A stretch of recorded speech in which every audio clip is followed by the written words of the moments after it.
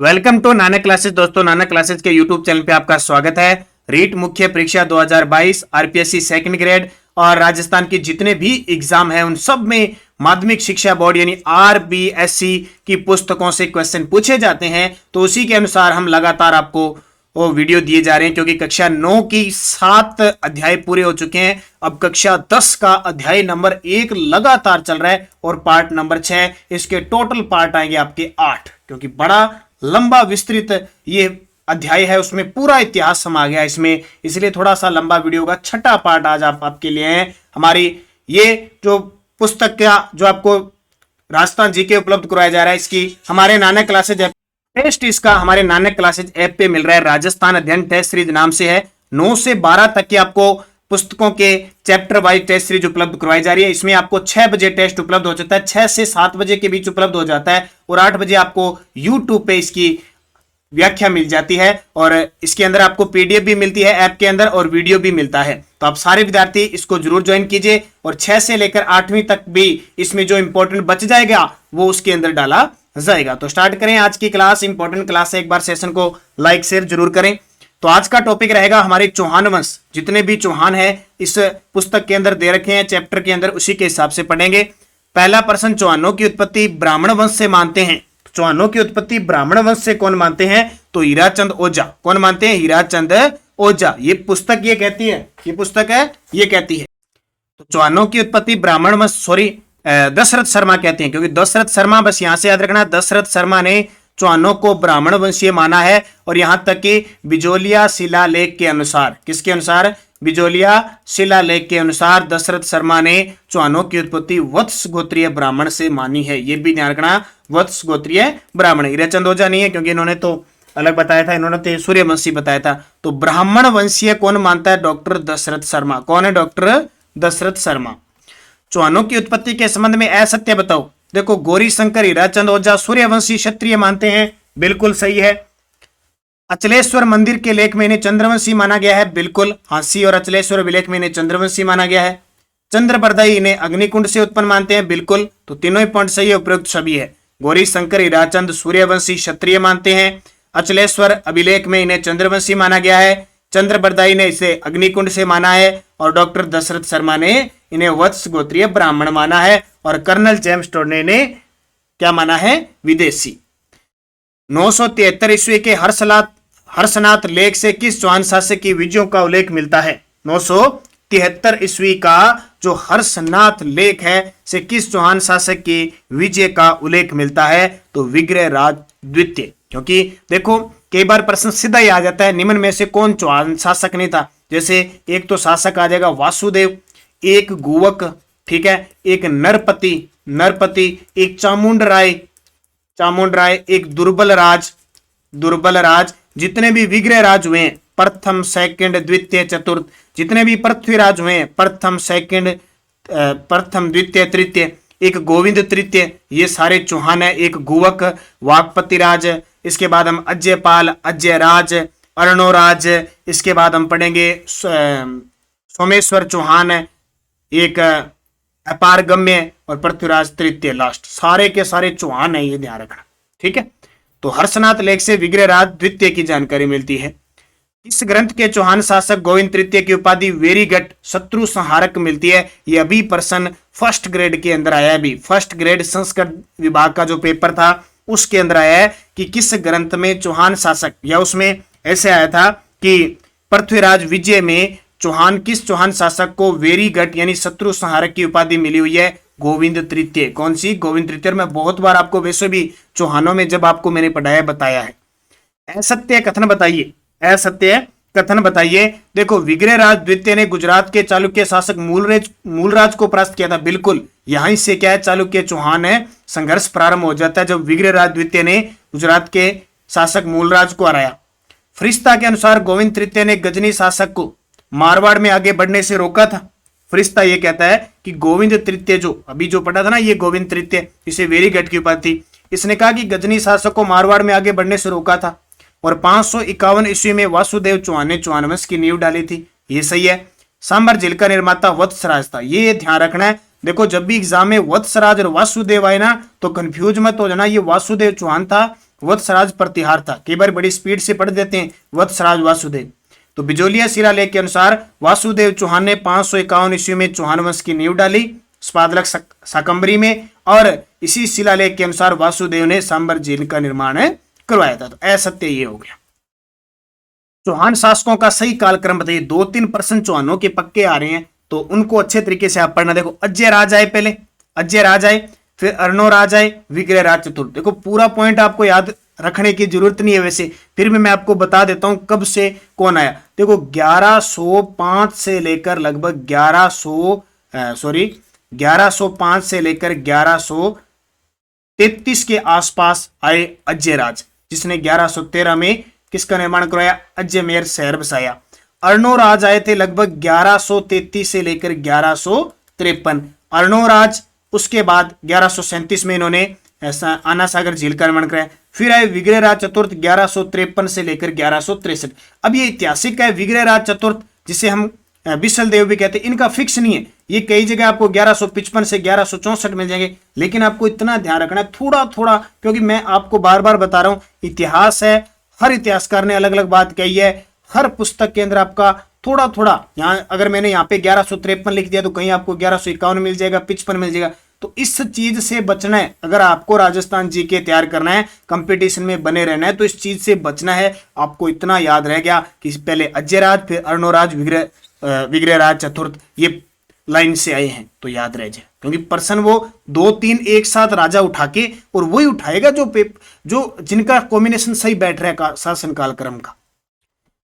किस इतिहासकार ने विग्रह राज चतुर्थ के बारे में कहा कि वह कालिदास व बहुभूति की होड़ कर सकता है? किस इतिहासकार ने कहा था? किसके बारे में? विग्रह राज चतुर्थ। ये इसी को विसल देव कहते हैं, ये थोड़ा ध्यान रखना। और एक बप्पा रावल, मेवाड़ के शासक थे। बप्पा रावल को एक दूसरा नाम क्या कहते हैं? कालभोज कहते हैं। ये दो नाम याद रखना और ये दोनों याद रखना। अभी तो एक वन रक्षक में सीधा ही आ गया कि विग्रह राज चतुर्थ ने जो हरिकेली लिखा था वो क्या था, और अपने तो दिमाग में रहता है हरिकेली नाटक एक नाटक था। तो विग्रह राज चतुर्थ के बारे में किसने कहा था कि वह जो कालिदास और बहुभूति की होड़ कर सकता है? तो किलहोर्न ने कहा था। किसने? किलहोर्न। मेवाड़ पर शाकंभरी के चौहान शासकों का अधिकार कब हुआ? मेवाड़ पर शाकंभरी के चौहान शासकों का अधिकार कब हुआ? तो 12वीं सदी में। शाकंभरी से निकलने वाली शाकंभरी चौहानों की सबसे प्राचीन शाखा कौन सी थी? शाकंभरी से निकलने वाली शाकंभरी चौहानों की सबसे प्राचीन शाखा थी नाडोल के चौहान। देखो आपसे पूछे राजस्थान में सबसे प्राचीन चौहान शासन कहां स्थापित हुआ? तो सांबर में, यानी सांबर कह दो, शाकंभरी कह दो, लेकिन यहीं से एक शाखा निकली। एक शाखा, देखो एक पौधा होता है, ये बहुत पुराना है, पेड़ है बहुत बड़ा, इसकी एक शाखा सबसे पहले जो शाखा निकली, मान लो एक पौधा बना, उसकी पहली एक शाखा निकली, वो सबसे प्राचीन है ना। तो शाकंभरी चौहानों की सबसे पहली जो शाखा निकलती वो नाडोल, और नाडोल के चौहान के संस्थापक थे लक्ष्मण सिंह। तो जैसे हमने रणथंभौर के चौहान है, और ये शाखा ही निकली थी, सबसे प्राचीन है नाडोल के चौहान। ये प्रश्न कई बार आता है, इसको गौर कर लेना। निम्न में से कौन सा शासक जालोर के चौहान वंश से संबंधित नहीं था? तो राजस्थान के सारे चौहानों की बात कर रहा हूं मैं। देखो कीर्तिपाल था, समर सिंह था और उदय सिंह था। तो वत्सराज तो प्रतिहार था, ये कई बार प्रश्न पेपर में भी आ गया। चौहान वंश के प्रतापी शासक विग्रह राज द्वितीय ने अनहिल पाटन के किस चालुक्य शासक को पराजित करके उसे कर देने को विवश किया था? विग्रह राज द्वितीय ने अनहिल पाटन के, तो वो कौन था? मूलराज प्रथम था। और एक बात और याद रखना, 8 दिसंबर को हमारी पुस्तक लॉन्च हो जाएगी बाजार के अंदर, जो एग्जाम दृष्टि से रहेगी, रीट के एग्जाम की दृष्टि से। हालांकि आरपीएससी सेकंड ग्रेड का है, सीएटी का है, राजस्थान जीके सब है, लेकिन रीट के जो टॉपिक है, रीट के टॉपिक है मतलब पूरा राजस्थान ही है लगभग, रीट लेवल 1 और 2। तो रीट के विद्यार्थियों के लिए एक पुस्तक आ रही है, उसमें ये जो मैं आपको क्वेश्चन करवा रहा हूं ना, टोटल आरपीएससी के, ये सारे टोटल आपको टॉपिक वाइज मिलेंगे। टोटल टॉपिक, जैसे पहला भौतिक प्रदेश हो गया, स्थिति विस्तार हो गया, झीलें, नदियां, मेवाड़ वंश, मारवाड़ वंश, राठौड़ वंश, सब टोटल में एक सीक्वेंस के साथ जो आरबीएससी की पुस्तक है, प्लस आज तक RSMSSB जो हमारा एग्जाम करवाएगा रीट का, उसके द्वारा जो पूछे गए हैं, आरपीएससी ने क्या पूछे, सब मिला के वो ऑब्जेक्टिव टाइप बुक आएगी। 8 दिसंबर को लॉन्च आएगी, तो उसका इंतजार करना। तब तक आप पूरी थ्योरी पढ़ लो। उस बुक की खासियत यह रहेगी कि ऑब्जेक्टिव टाइप क्वेश्चन होंगे, इनके आंसर पीछे दिए होंगे, और हर पूरी कोशिश करेंगे हर टॉपिक के पीछे या लास्ट में आपको ओमार शीट भी दी जाएगी ताकि आप उनका अभ्यास कर सको। जैसे मान लो टॉपिक है चौहान वंश, तो आप अच्छे तरीके से पढ़ लो। मैं उसके अंदर अजमेर के चौहान अलग, रणथंभौर के, जालोर के, हड़ौती के चौहान सब अलग डालूंगा। आप उनकी प्रैक्टिस करोगे, वो पुस्तक आपके लिए रामबाण साबित होगी। ये देख लो, अजमेर के किस चौहान शासक ने दिल्ली की तोमर शासक को पराजित करके दिल्ली को अपने राज्य का अंग बनाया था? तो विग्रहराज चतुर्थ पहला चौहान शासक था जिसने दिल्ली को जीता था, और दिल्ली को बसाने वाले थे तोमर। दिल्ली की स्थापना तोमरों ने की थी और पहला शासक था जिसने दिल्ली पर अधिकार किया था, बिसलदेव विग्रहराज चतुर्थ। विग्रहराज चतुर्थ चौहानों को विद्वानों का आश्रयदाता होने के कारण किस उपनाम से जाना जाता है? तो ये प्रश्न आता ही आता है। जयानक भट्ट ने कवि बांधव की उपाधि दी थी विग्रहराज चतुर्थ को। पृथ्वीराज तृतीय की आवश्यकता के दौरान शासन कार्य में उसके प्रधानमंत्री का सहयोग और मार्गदर्शन रहता। ये प्रधानमंत्री कौन थे? तो आपको पता है 1166 में पृथ्वीराज चौहान का जन्म हुआ और 1177 में ये गद्दी पर बैठ गए क्योंकि इनके पिता सोमेश्वर चौहान की हत्या कर दी गई। ठीक है, तो गद्दी पर बैठे, देखो महज 10 से 11 साल का बालक अजमेर की गद्दी पर बैठ गया और चारों तरफ से आक्रमण हो रहे थे। तब इनकी माता कर्पूरी देवी, जब तुम पढ़ते हैं ना कि कर्पूरी देवी इनकी माता, इनकी संरक्षिका बनी और इनके साथ प्रधानमंत्री केमास या कंदम दास थे जिन्होंने ये संभाला था। कौन पृथ्वीराज चौहान तृतीय के समकालीन शासक नहीं थे? देखो, कनौज का गैडवाल जयचंद्र था, गौर प्रदेश का मोहम्मद गोरी था, दिल्ली सुल्तान इल्तुतमिश था क्या? नहीं था। गुजरात का नरेश भीम द्वितीय था, बिल्कुल सही है। तो दिल्ली का सुल्तान इल्तुतमिश नहीं था क्योंकि उस समय गुलाम वंश आया ही नहीं था। चौहानों का मूल स्थान माना जाता है स्पादलक्स। हम पढ़ते हैं ना स्पादलक्स, सांबर के आसपास का क्षेत्र स्पादलक्स था। शाकंभरी के चौहान वंश के संस्थापक कौन थे? प्रश्न आ गया, ये बार बार आपको एग्जाम में हर साल एक बार पूछा जाता है कि चौहान वंश के संस्थापक कौन थे? वासुदेव चौहान। जानकारी कहां से मिलती है? बिजोलिया शिलालेख से। अजमेर नगर किसने बसाया? बड़ा ही आसान सा प्रश्न है, अजय राज ने। अजय राज ने अजमेर शहर बसाया था 1113 ईस्वी में। ये अजय पाल है ना, आज तक एक बार प्रश्न आया हुआ है कि अजय पाल ने क्या किया था। कहते हैं कि 7वीं शताब्दी में अजय पाल ने अजमेर दुर्ग का निर्माण करवाया था। बस एक कहीं इतिहास में इसकी जानकारी नहीं मिलती है, बस इतनी मिलती है, एक बार पेपर में आ गया कि अजमेर दुर्ग किसने बनाया था? 7वीं शताब्दी में अजय पाल, इसलिए चौहानों में अजय पाल को गिना जाता है। वैसे तो सही ऐतिहासिक देखें तो अजय राज ने 1113 में अजमेर शहर बसाया और गढ़ बिठली पहाड़ी पर अजमेर दुर्ग का निर्माण करवाया।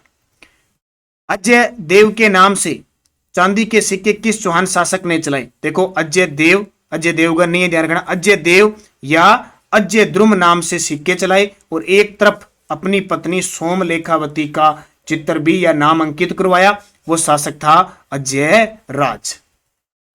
पृथ्वीराज तृतीय का जन्म कहाँ? थोड़ा स्पीड से ले रहा हूं क्योंकि आपको जिस हिसाब से चाहिए, आपको प्रैक्टिस चाहिए, आपको क्वेश्चन चाहिए, क्योंकि ज्यादा अगर हम लंबी स्टोरी बताने लग जाएंगे तो इतिहास वैसे ही बोरिंग होता है, जिसकी समझ में नहीं आता, और जो अच्छे तरीके से पढ़ता है वो इंटरेस्ट लेता है इसमें।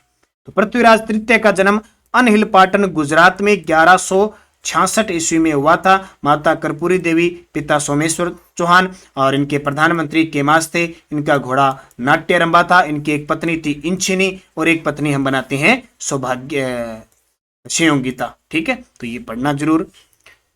त्राइन के प्रथम युद्ध में किसकी विजय? फिक्स है, जब जब युद्ध ऐतिहासिक घटनाएं घटी है ना, पलटा है इतिहास, तब तक युद्ध पूछे। जैसे त्राइन का पढ़ोगे, पानीपत का पढ़ोगे, पानीपत का द्वितीय युद्ध पढ़ोगे आप, पानीपत का तृतीय युद्ध है, प्लासी का युद्ध है। ये युद्ध ऐसे युद्ध है जो इतिहास को एक स्थान से, एक चक्कर से, काल से, एक वंश से परिवर्तन करता है। तो त्राइन के प्रथम युद्ध तक भारत में हिंदुस्तान का राज था, हिंदुओं शासकों का राज था। फिर मुगल गुलाम वंश आ गए और तख्ता पलट हुई। 1526 में पानीपत का प्रथम युद्ध हुआ और दिल्ली सल्तनत खत्म, मुगल वंश। और जैसे ही आपको पता है कि जैसे जैसे ये चलता रहा, ये मराठा वगैरह पानीपत के युद्ध में खत्म हुए, अंग्रेजों का राज हुआ। तो एक ऐतिहासिक घटनाएं जब भी घटित हुई है, जैसे 1857 की क्रांति, तब तब पेपर में है। त्राइन का प्रथम युद्ध में किसकी विजय हुई? पृथ्वीराज चौहान तृतीय की। त्राइन का प्रथम युद्ध हुआ कब? 1191 में। त्राइन है कहां पे? हरियाणा में। हरिकेली नाटक किसके द्वारा रचित है? फेमस है ये तो, विग्रहराज चतुर्थ है। और आपको एक याद रखना है, हरिकेली नाटक संस्कृत भाषा में लिखा है और कहा जाता है कि हरिकेली नाटक के कुछ दोहे संस्कृत पाठशाला जो बनाई थी विग्रहराज चतुर्थ ने, उसकी दीवारों पर अंकित करवाए थे। और हरिकेली नाटक में चौहानों को सूर्यवंशी बताया गया है। निम्न में से कौन विद्वान पृथ्वीराज चौहान तृतीय के दरबार में नहीं था? देखो दरबारी कवि खूब थे, अभी फिल्म भी आई थी पृथ्वीराज चौहान की, ठीक है, जिसमें पृथ्वीराज चौहान और उसके मित्र दरबारी कवि चंद्र बरदाई, आपने सुना होगा, बार बार उसको भट्ट कहते थे, भट्ट यानी पृथ्वी भट्ट किसका नाम था? चंद्र बरदाई का, या उसको चंद्र कहते थे, सुना था ना, पृथ्वीराज चौहान के दरबार में देखो चंद्र बरदाई था, जनार्दन था, जयानक था, सोमदेव नहीं था। ये सोमदेव किसके दरबार में था? बिसल देव के, यानी विग्रहराज चतुर्थ की। त्राइन का प्रथम युद्ध किन किन के बीच हुआ? चौहान पृथ्वीराज तृतीय और तुर्क मोहम्मद गोरी के बीच। किस शासक के शासनकाल को चौहान शासनकाल का स्वर्ण काल कहते हैं? तो यह है बिसल देव। देखो दो चीजें याद रखना है, चौहानों के सबसे प्रतापी शासक माने जाते हैं पृथ्वीराज चौहान तृतीय, सबसे प्रसिद्ध और अंतिम थे। स्वर्ण काल की बात करें ना तो बिसल देव। देखो इसके काल में सब जगह साम्राज्य का विस्तार हुआ, कवियों का और साहित्य ग्रंथें लिखी गई, तो बिसल देव का स्वर्ण काल कहते हैं, दोनों याद रखना। किस चौहान शासक ने पुष्कर में वराह मंदिर का निर्माण करवाया? अभी प्रश्न आया ताजा फर्स्ट ग्रेड में।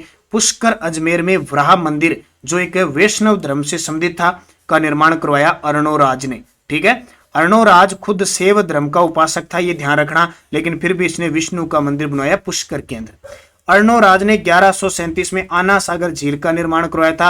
अर्णोराज की हत्या इसके पुत्र जगदेव ने कर दी, जिसे चौहानों का पितृहंता कहते हैं। अर्णोराज के दरबार में दो प्रख्यात विद्वान थे, देवबोध और धर्मघोष, ये याद रखना। अर्णोराज के पिता थे अजयराज, जिन्होंने अब पुष्कर में गद्दी छोड़ दी थी। अजयराज ने स्वेच्छा से गद्दी छोड़कर और अर्णोराज को दे दी और खुद पुष्कर में भक्ति भावना में चले गए। 1137 में तुर्कों के नरसंहार के बाद इन्होंने आना सागर झील का निर्माण करवाया।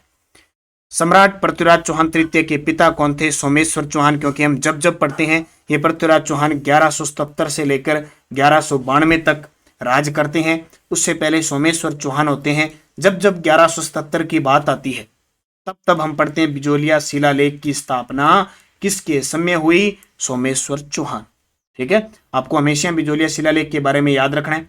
ये भीलवाड़ा केंद्र है, 1170 में गुणभद्र ने रचा था, संस्कृत भाषा में इसको रचा गया। उस समय चौहान शासक थे सोमेश्वर, और इसको स्थापित करने का श्रेय जाता है जैन ऋषि लोलाग को, ये बात आपको याद रखनी है। इसके अलावा जैसे गटियाला शिलालेख है, जोधपुर केंद्र है, राजा कक्कुक के द्वारा स्थापित किया गया। ग्वालियर अभिलेख की बात करें तो आपके याद में आएगा जी नागभट्ट सेकंड से संबंधित है, ये भी याद रखना। गटियाला कक्कुक ने स्थापित करवाया था। कुछ एक कुसुंडी शिलालेख चित्तौड़गढ़ के अंदर ही प्रश्न आते हैं सीधे सीधे। पृथ्वीराज तृतीय किस वर्ष अजमेर के शासक बने? 1177 में। ज्यादा नहीं बताऊंगा, ध्यान रखना, क्योंकि फिर बहुत लंबा वीडियो हो जाता है और फिर आप बोर हो जाते हो। त्राइन के युद्ध का विस्तृत वर्णन किस ग्रंथ में मिलता है? पृथ्वीराज रासो। ये पृथ्वीराज रासो किसने लिखी थी? चंद्र बरदाई ने। एक भाग और दूसरा भाग पूरा किया था चंद्र बरदाई के पुत्र जलहण ने, ये भी याद रखना है आपको, ठीक है, क्योंकि चंद्र बरदाई की मृत्यु के बाद पूरा किया था जलहण ने। चौहान वंश के संस्थापक वासुदेव की राजधानी कौन सी थी? सांबर थी, वहीं से स्थापना की थी। अजमेर के चौहानों के नाम से जाना जाता है। देखो अजमेर के चौहानों को स्पादलक्ष के चौहान कहते हैं। क्यों कहते हैं? क्योंकि चौहान स्टार्ट हुए थे स्पादलक्ष से। स्पादलक्ष का मतलब सांबर के आसपास का क्षेत्र, और फिर जब 1113 में अजयराज ने अजमेर शहर बसाया ना, फिर जाके राजधानी बनी थी। यहां से प्रश्न आता है कई बार कि अजमेर से पहले चौहानों की राजधानी थी सांबर।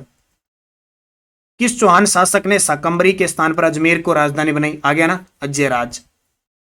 अजयराज ने अजमेर शहर कब बसाया? 1113 में, ठीक है। शासन कब स्थापित किया? 1105 में गद्दी पर बैठा, और 1137 में अर्णोराज ने क्या किया था? आना सागर झील का निर्माण करवाया। निम्नलिखित 4 चौहान शासकों को कालक्रम के अनुसार व्यवस्थित कीजिए और नीचे दिए गए कूटों में से सही उत्तर दीजिए। बड़ा ही शानदार प्रश्न है, ये प्रश्न आ चुका है आपका कॉलेज लेक्चरर के अंदर, प्रश्न आया था पिछले साल शायद कॉलेज लेक्चरर में, और उसके बाद एक एग्जाम और था, किसमें आया था मुझे क्लियर पता नहीं है। तो देखो 4 राजा है, इनका कालक्रम बताना है। अब जिस विद्यार्थी को यह पता है कि अंतिम बंदा आया था पृथ्वीराज तृतीय, ये तो क्लियर हो गया, 4 नंबर पे आएगा, ठीक है। अब ये पता है कि पृथ्वीराज तृतीय का पिता सोमेश्वर चौहान था, तो ये 2 नंबर आ गया। अब फंस गई कहानी कि इससे पहले का भाई हमें पता नहीं है, तो मैं बता देता हूं। इससे पहले आए थे पृथ्वीराज द्वितीय। कौन आए थे? पृथ्वीराज द्वितीय आए थे, और उससे पहले आए थे विग्रहराज चतुर्थ। हालांकि लंबी कहानी हो जाती है, जैसे पहले अजयराज आए, फिर अर्णोराज आए, फिर विग्रहराज चतुर्थ आए, फिर आए आपके जैसे अर्णोराज के बाद में जगदेव था, जगदेव को हटाकर विग्रहराज बन गए, विग्रहराज के बाद अपारगम्य आ गया, अपारगम्य के बाद पृथ्वीराज द्वितीय आ गया, पृथ्वीराज द्वितीय के बाद आ गया सोमेश्वर चौहान, और सोमेश्वर चौहान के बाद पृथ्वीराज तृतीय आ गया। तो 1 3 2 4 उत्तर हो जाएगा, थोड़ा सा पढ़ना पड़ेगा गहराई से। 1 3 2 4।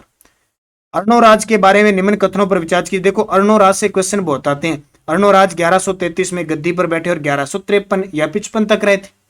अपनी राजकाल के प्रारंभ में उसने गजनवी आक्रमण को खदेड़ा था, बिल्कुल, क्योंकि गजनवी आक्रमण को खदेड़ा था, तुर्क आक्रमण था ये, और इससे धरती क्या है, गंदी हो गई थी, जो धरती है वो रक्त से लाल हो गई थी, इसलिए उस धरती को धोने के लिए अर्णोराज ने 1137 में अन्ना सागर झील का निर्माण करवाया था। तो सही है।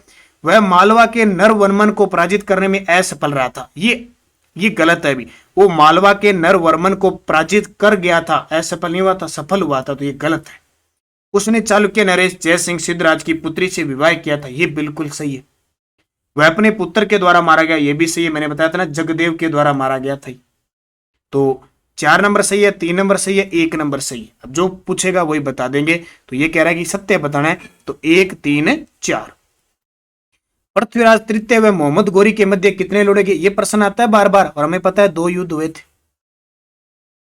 पृथ्वीराज चौहान तृतीय का समकालीन चालुक्य शासक कौन था? अब पृथ्वीराज चौहान राज करता था अजमेर पे, अजमेर की आकृति है त्रिभुजाकार। अब यहां बड़ा समस्या था, क्योंकि पृथ्वीराज चौहान ने दिग्विजय नीति अपना ली, सबको हराता गया, हराता तो गया लेकिन पड़ोसियों से रांद लेता गया, यानी सबके साथ शत्रुता ले ली, और एक दिन उसको बारी पड़ गई। जैसे जयचंद गैड़वाल हो गया, मोहबा का परमर्दी हो गया, भंडानक जाति का विद्रोह कर दिया, नागार्जुन भाइयों के विद्रोह को दबा दिया, इधर से मोहम्मद गोरी आ रहा था, इधर से चालुक्यों से समस्या चल रही थी, तो सब तरीके से शत्रुता थी इसकी। तो उस समय चालुक्य शासक कौन था? भीम द्वितीय था। चालुक्य कह दो या सोलंकी कह दो, एक ही बात है। सूफी संत ख्वाजा मोइनुद्दीन चिश्ती ने किसके शासनकाल में राजस्थान का भ्रमण किया था? तो ये 1192 में मोहम्मद गोरी के साथ अजमेर को कर्मभूमि बनाई आए थे, उसमें पृथ्वीराज चौहान तृतीय अजमेर के शासक थे। किस शासक द्वारा बनाए गए संस्कृत महाविद्यालय को कुतुबुद्दीन ऐबक ने 2.5 दिन के झोंपड़े में बदल दिया? तो हम पढ़ते पढ़ते विग्रहराज चतुर्थ, किसने? कुतुबुद्दीन ऐबक ने। ये 2.5 दिन का झोंपड़ा है ना, राजस्थान की पहली मस्जिद कहलाती है, और 16 खंभों पे बनी हुई है, और इसके डिजाइनर है अबू बकर। कौन है? अबू बकर। और अभी हाल ही में शायद फर्स्ट ग्रेड में, पता नहीं, वन रक्षक में प्रश्न आया था कि पंजाब शाह का उर्स किस जिले में लगता है? तो पंजाब शाह का उर्स अजमेर में इसी 2.5 दिन के झोंपड़े पे लगता है। कौन सा कथन असत्य है? कौन सा कथन है असत्य? देखो, स्पादलक्ष चौहानों का मूल स्थान है, सही है। विग्रहराज चतुर्थ ने तारागढ़ दुर्ग का निर्माण करवाया, ये गलत है, क्योंकि इस दुर्ग का निर्माण किसने करवाया था? अजयराज ने अजमेरू दुर्ग के नाम से करवाया था, लेकिन कालांतर में मेवाड़ का शासक आया था पृथ्वीराज सिसोदिया। शासक तो नहीं आया था, राणा सांगा का भाई था, उसने अपनी पत्नी तारा के नाम पर तारागढ़ रखा। छत्रपुर चौहानों की प्राचीन राजधानी थी, बिल्कुल सही है। पृथ्वीराज तृतीय अजमेर के चौहानों का अंतिम शासक था, ये भी सही है, तो असत्य ही हो गया। अगला देखो, कथन बताना है, सुवर्णगिरी दुर्ग का साका 1311 में हुआ था, बिल्कुल। सुवर्णगिरी का मतलब जालोर का साका। मकराना शिलालेख में जालोर साके की जानकारी मिलती है, बिल्कुल। जालोर दुर्ग में जोहर मिनादे ने किया था, ये गलत है। अभी जालोर दुर्ग में जोहर किया था जेतल दे ने, ये कानड़ देव की पत्नी थी। सिवाना दुर्ग के साके में अलाउद्दीन खिलजी के सेनापति नार खां और भोज मारे गए थे, ये भी सही है। तो 3 नंबर भाई गलत है, 1 भी सही है, 2 भी सही है, 4 भी सही है। देखो क्या कहते हैं, 1 2 4 होना चाहिए, है। दुर्गों के नामों के बारे में असत्य बताओ, तो पता ही आपको, जलालाबाद रखा जालोर का नाम, खेराबाद रखा सिवाना का, कुम्मठ तारागढ़, ये गलत है। कुम्मठ दुर्ग कहते हैं सिवाना दुर्ग को। आपको पता है अलाउद्दीन खिलजी ने जालोर को जलालाबाद, सिवाना को खेराबाद और रणथंभौर को बख्तरबंद कहते हैं, ये किसने कहा था? अबुल फजल ने। तो ये डी गलत हो गया। चौहानों पर प्रथम मुस्लिम आक्रमण किस चौहान शासक के काल में हुआ था? यह भी थोड़ा सा याद रखना, हालांकि इतना गहराई से नहीं पूछते, फिर भी याद रखना, दुर्बल राज। वीर सातल देव और सोम किस युद्ध में वीर गति को प्राप्त हुए? अब इसमें ये सारे प्रश्न देखो बुक में नहीं है, हालांकि पुस्तक के अंदर इतने प्रश्न नहीं है, लेकिन मैं खुद अलग से लेके आया वो प्रश्न जो अब तक 2021-22 में चौहानों से या अब तक आज तक चौहानों से पूछे। तो थोड़ा मिला ले प्रश्न, मिलावट हो जाती है तो अच्छी बात है, मिश्रण बन जाता है, कईयों के मिला लेते हैं, सारे तो नहीं मिलाएंगे, बाकी तो बहुत हो जाते हैं, लेकिन चौहानों के और मैंने जयपुर के जो कछुआ वंश आएंगे ना उनके मिला दिए, ताकि आप यहाँ पढ़ ही रहे हो तो साथ में कुछ और पढ़ लो। ये पिछले साल सितंबर 2022 में कॉलेज लेक्चरर के एग्जाम में आया था।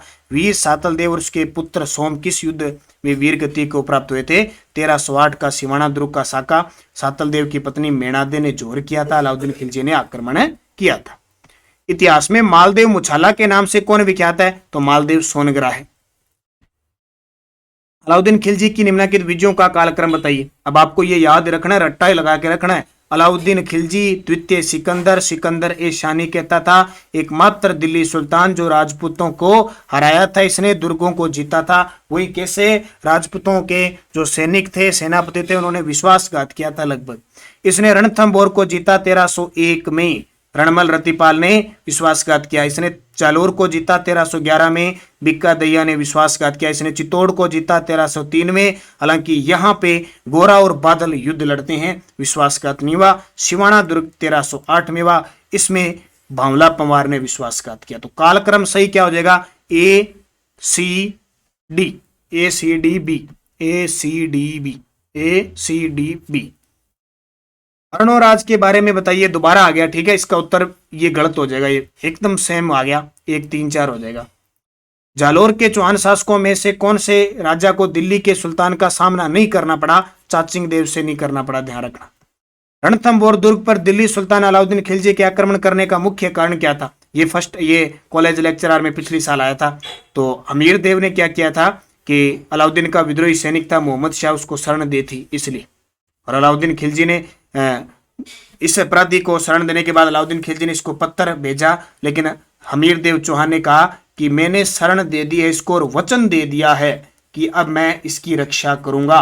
तो हमीर देव चौहान शरणागतों का रक्षक और हमीर हट के नाम से प्रसिद्ध है, क्योंकि इसके लिए एक बहुत ही शानदार पंक्ति है कि सिंह सुवन सतपुरुष वचन कदली फलत इकबार, तिरिया तेल हमीर हट चढ़े न दूजी बार। ये हमीर देव चौहान रणथंभौर वाले के एक आगे।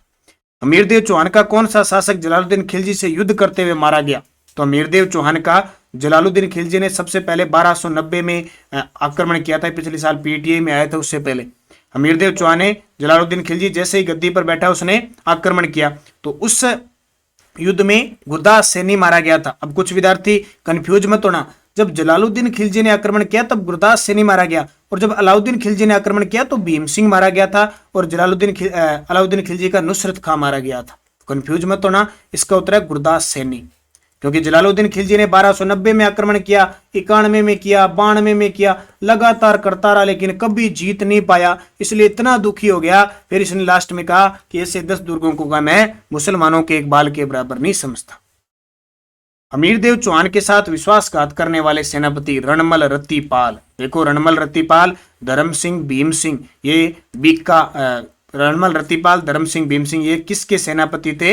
ये अमीरदेव चौहान के थे। अब ये तो सेनापति लड़े थे, इसमें भीम सिंह मारा गया था, लेकिन रणमल रतिपाल ने विश्वासघात किया। हमीर रासो ग्रंथ के रचयिता हमीर रासो जोधराज ने, एक सारंगधर ने, दोनों ने लिखी, ध्यान रखना, अलग अलग थी। पृथ्वीराज तृतीय की आवश्यकता के दौरान प्रधानमंत्री कौन थे? केमास। कई % रिपीट है, मैं सही करवा रहा हूं। किस चौहान शासक ने पुष्कर में वराह मंदिर का निर्माण करवाया? तो ये अर्णोराज, ये भी दोबारा आ गया, ठीक है। कित्तू एक महान राजा, इस उपाधि से कीर्तिपाल को किसने नवाजा? एक बार एग्जाम में आ चुका है। कीर्तिपाल कौन था? 1181 ईस्वी में इसने जालोर में सोनग्रा चौहान वंश की नींव डाली थी। मोहणो नैनसी ने इसे कहा, कीर्तिपाल को एक शॉर्टकट में नाम लिया, कित्तू एक महान राजा है। अलाउद्दीन खिलजी ने किस दुर्ग पर आक्रमण किया और उसके 2 सेनापति नार खां और भोज मारेगी? ये भी ध्यान रखना। अलाउद्दीन खिलजी ने सबसे पहले जब सिवाना दुर्ग पर आक्रमण किया ना 1308 में, तब इसके 2 सेनापति नार खां और भोज मारे गए थे। याद रखना, पेपर में आ सकता है। सिवाना दुर्ग को जालोर दुर्ग की कुंजी कहते हैं और मारवाड़ के शासकों की संकट स्थली कहते हैं, ये भी आपको पता होगा। 10वीं शताब्दी में हल्देश्वर पहाड़ी पर वीर नारायण पवार ने इसका निर्माण करवाया था। बाड़मेर में है वर्तमान में। वीरमदेव सोनग्रारी बाता और कन्नड़ देव प्रबंध के लेखक कौन है? पद्मनाभ। चौहान वंश के किस शासक को नागभट्ट द्वितीय के दरबार में वीर की उपाधि प्राप्त हुई? देखो, बहुत इंपॉर्टेंट पर्सन है अभी। नागभट्ट द्वितीय गुर्जर प्रत्यार वंश का राजा था, जिसने गंगा में जल समाधि ली थी, वही था ये। तो दरबार में वीर की उपाधि दी थी गुवक। हालांकि बाद में ये प्रत्यारों से स्वतंत्र भी हो गया था। तारागढ़ दुर्ग को राजस्थान का जिब्राल्टर किसने कहा? तो विश्व हेपर ने तारागढ़ दुर्ग को राजस्थान का जिब्राल्टर का। जिब्राल्टर क्या होता है आपने पढ़ा होगा, ये अटलांटिक महासागर है और यहाँ भूमध्य सागर है, इसके बीच को जोड़ने वाली जो खाड़ी है वो जिब्राल्टर जल संधि है, ये पढ़ा आपने। तो इधर ये ऐसा क्षेत्र था तारागढ़, आपने पढ़ा होगा कि तारागढ़ ऐसा दुर्ग था जहां सबसे ज्यादा घरेलू आक्रमण हुए, मालवा वाले, गुजरात वाले, दिल्ली वाले और सारे करते थे, और विदेशी भटनेर दुर्ग पे, तो ये सारे आक्रमण करते थे। तो ये सबको जोड़ने वाला था, और इसको आपको पता है अजमेर को राजस्थान का नाका भी कहते हैं, तो विश्व व्यापार ने इसे राजस्थान का जिब्राल्टर, पूर्व का जिब्राल्टर भी कहा। चंद्र बरदाई का जन्म 1148 में हुआ था लाहौर में। आला उद्दल का संबंध किस युद्ध से है? तो महोबा का युद्ध 1182 में चौहानों और चंदेलों के बीच हुआ, जिसमें चंदेल शासक परमर्दी देव और चौहान शासक पृथ्वीराज चौहान तृतीय। इसमें जीत किसकी होती है? तृतीय की। हार से निराश होकर जलालुद्दीन खिलजी ने किस दुर्ग के बारे में कहा कि ऐसे 10 दुर्गों को मैं मुसलमानों के एक बाल के बराबर नहीं समझता, क्योंकि बार बार आक्रमण किए, बार बार जीता, कभी नहीं। उसने कहा छोड़ो और ये बात कह दी, ये रणथंभौर के बारे में कहा। अगर पेपर में कभी रणथंभौर की जगह जाइन आ जाए तो भी ध्यान रखना, क्योंकि इसने बार बार जाइन दुर्ग पर भी आक्रमण किया, यहाँ भी सफल नहीं हुआ। और जाइन दुर्ग रणथंभौर, जाइन दुर्ग को रणथंभौर दुर्ग की कुंजी कहते हैं। रणथंभौर आ गया तो क्लियर है ही, अगर वायदे जैसे ये 3 आ गया, जाइन आ गया, रणथंभौर दिए नहीं, तो इसको कर देना। 1299 में हिंदू घाटवाटी युद्ध में अमीर का कौन सा सेनापति मारा गया? ये देखो दिलचस्प चीजें हैं। हिंदू घाटवाटी का युद्ध हुआ 1299 में, अमीर वर्सेज AK यानी AK-47 अलाउद्दीन खिलजी की तोप चलती थी और जहां चल गई लेके मरती थी। तो हमीर के सेनापति थे भीम सिंह और धर्म सिंह। इसने आक्रमण किया उलुग खाने और नुसरत खाने, दोनों के बीच युद्ध हुआ। इसमें भीम सिंह इधर से मारा गया और इधर से नुसरत खां मारा गया। उल्लू उड़ गया, बस याद रखना, उल्लू उड़ गया, पेपर में आते हैं फिक्स। तो धर्म सिंह बच गया, भीम सिंह मारा गया। अमीर खुसरो ने किस दुर्ग के बारे में कहा कि आज कुफर का गढ़, इस्लाम का घर हो गया रणथंभौर? अब देखो थोड़ी सी कहानी रणथंभौर के बारे में, 3 बातें मैं बार बार बता रहा हूं कि जब अलाउद्दीन खिलजी ने आक्रमण किया, ये जीता था 11 जुलाई 1301 को, ठीक है, अलाउद्दीन खिलजी। तो जब आक्रमण किया इस दुर्ग पे तो इसने घेर लिया, और आपको पता रणथंभौर दुर्ग की खासियत है, ऐसा दुर्ग है कि ऊपर से शत्रु जो सैनिक है उनको शत्रु तो दिख जाते थे, लेकिन शत्रुओं को ऊपर की प्रतिक्रिया नहीं जाती थी। इसलिए अबुल फजल ने इस दुर्ग को कहा कि यह दुर्ग, राजस्थान के बाकी सब दुर्ग नंगे हैं। नंगे का मतलब ऊपर से नीचे से दिखाई दे जाते हैं भी क्या प्रतिक्रिया चल रही है, लेकिन ये दुर्ग बख्तर बंद है, यानी बंधा हुआ है इस प्रकार का कि कुछ प्रतिक्रिया नहीं दिखाई हो, पर पता नहीं चलता। तो दुर्ग को घेरे रखा, कुछ सफलता नहीं मिली, ठीक है, नहीं मिली। तो लेकिन अब क्या होता है कि अब जैसे मान लो ये रास्ता रसद सामग्री का है, ये रसद सामग्री वाला बंद करवा दिया। बंद क्या करवा दिया? रणमल रतिपाल ने विश्वासघात किया। अब बंद हो गया तो अंदर सामग्री तो गई नहीं, अब अंदर सैनिक थे, राजा महाराजा थे, उनके पास जितनी रसद सामग्री थी वो समाप्त होगी। किसी के संदूक में, पेटी के अंदर किसी के पास बिस्कुट पड़े थे, चने पड़े थे बुंदाए हुए, कैसे भी सारा कुछ पड़ा था, खा लिए, सब कुछ खत्म हो गया, ठीक है। अब क्या हुआ कि ऐसी स्थिति आ गई कि 2 सोने के दानों के बदले एक अनाज का दाना नहीं मिल रहा था। अमीर खुसरो कहता कि जब हमने घेरा डाल के रखा था ना, कि ऐसी कंडीशन आ गई कि 2 सोने के दानों के बदले एक अनाज का दाना नसीब नहीं रहा था, ये कंडीशन होगी। फिर जाके ये केसरिया करते हैं, और जब इस युद्ध को जीत जाते हैं ना, तब अमीर खुसरो कहता है कि आज कुफर का गढ़ इस्लाम का घर हो गया। कुफर का गढ़ मतलब यानी धर्म विरोधी या मुसलमानों से जो विरोध करता है, यानी धर्म विरोधी आज इस्लाम का गढ़ बन गया, जो हिंदू थे। विजयादित्य किस शासक का दरबारी कवि था? तो हमीरदेव चौहान का था, ध्यान रखना। हमीरदेव चौहान ने अपनी जिंदगी में 17 युद्ध लड़े, जिसमें से 16 जीता और एक 1301 के इस साके में वो हार गया। इसकी पत्नी रंग देवी व इसकी पुत्री पद्मला ने जौहर किया। राय पिथौरा व दल पुंगल की उपाधि किस चौहान शासक को प्राप्त थी? तो वो था पृथ्वीराज तृतीय। राय पिथौरा दल पुंगल की इसे उपाधि प्राप्त थी। पृथ्वी भट्ट का संबंध किससे? चंद्र बरदाई से। तो ये आपके टोटल, हालांकि पुस्तक के अंदर कम दिए हुए थे, फिर भी मैंने कुछ कम से कम 20-25% आपको एक्स्ट्रा दे दे, ताकि चौहान का नाम आया है तो आपको सारी चीजें क्लियर हो जाए, दिक्कत ना आए। आप इसी प्रकार निरंतर पढ़ते रहें।